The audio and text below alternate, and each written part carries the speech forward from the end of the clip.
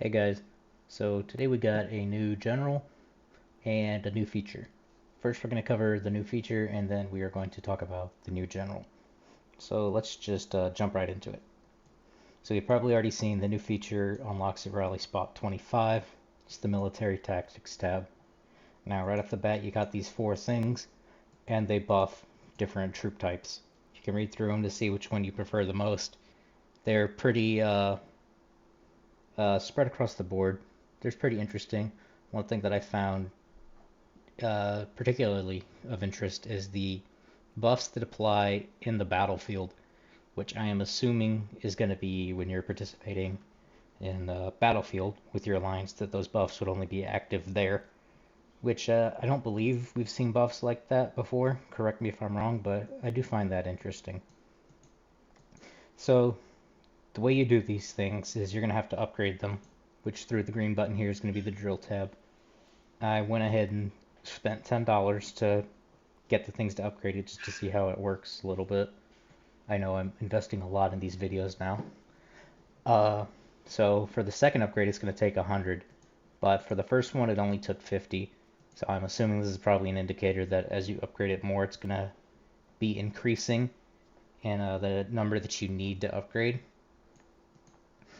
So you'll do the drill to just upgrade the level, and of course these stats are going to increase.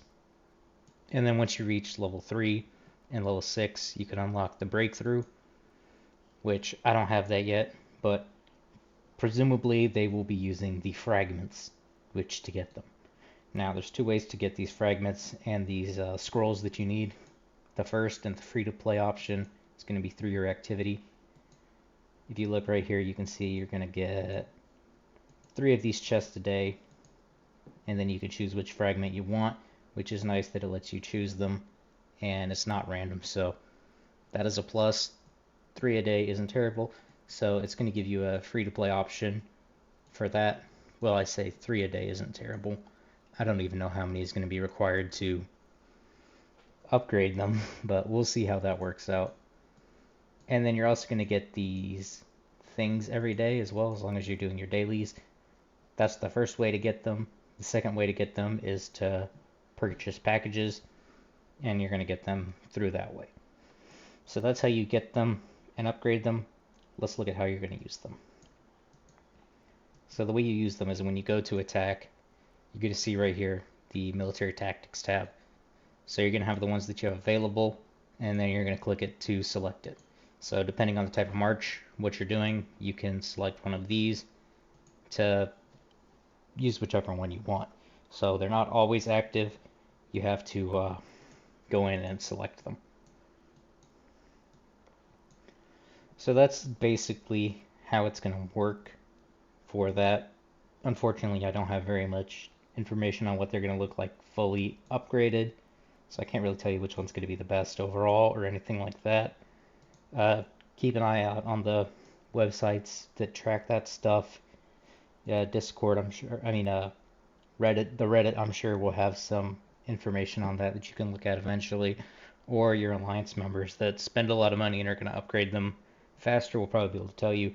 And if I can get my hands on that data, I'll probably make an update video looking at that. But let's look at the data that is available right now.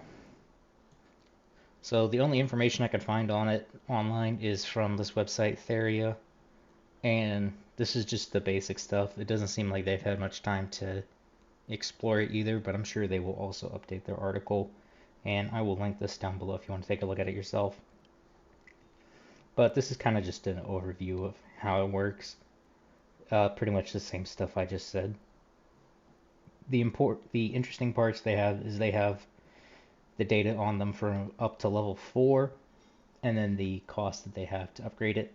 The first 4 levels is going to be 50 of the treaties, 100, 150, and then 200.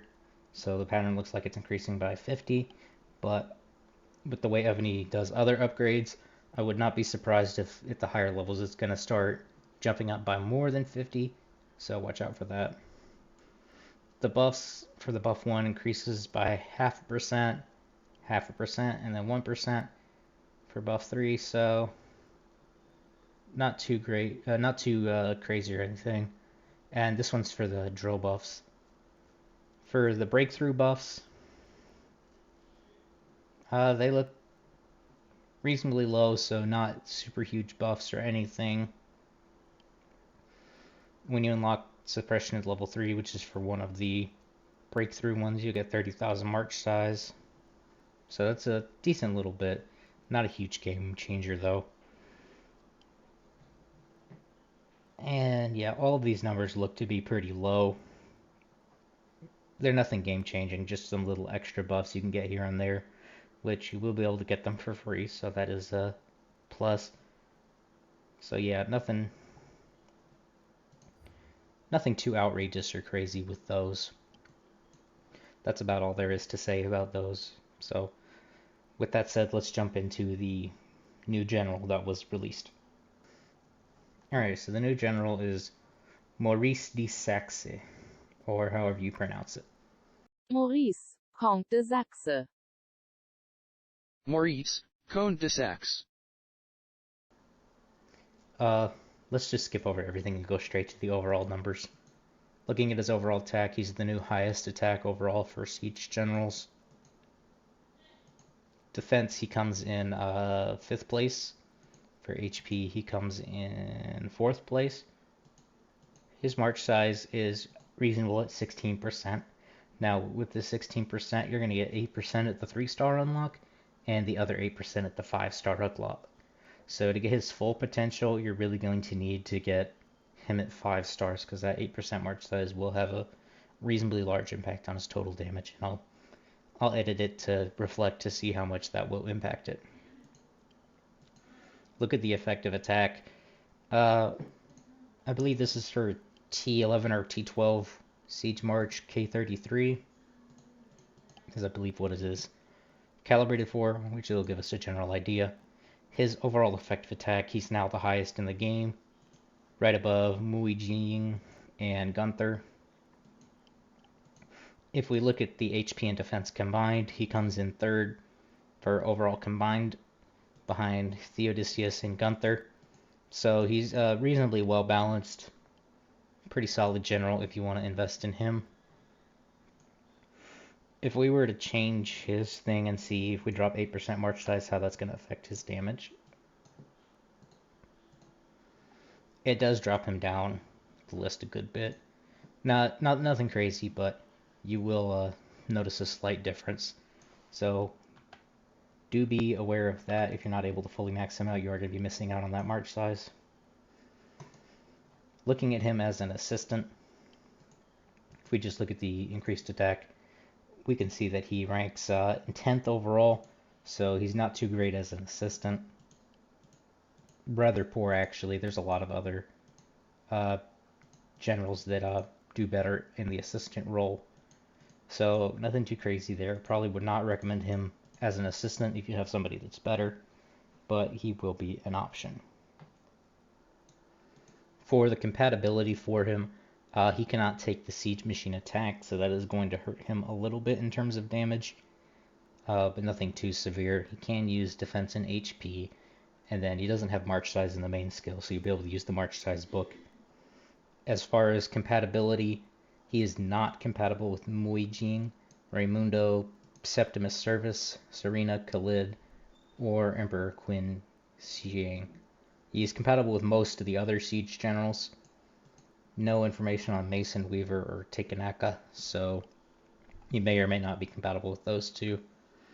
But overall, his compatibility is not too bad.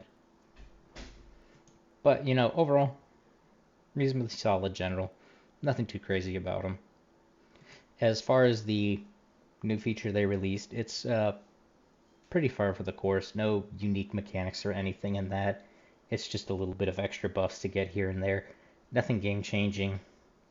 Pretty tame as far as updates go. But that's the information on the update. If you have any questions or anything, let me know. They did also release a new Spirit Beast, and I don't believe I've done a video on the Spirit Beasts as a whole. So if y'all are interested in me covering all of the Spirit Beasts, leave a comment and I'll look into that.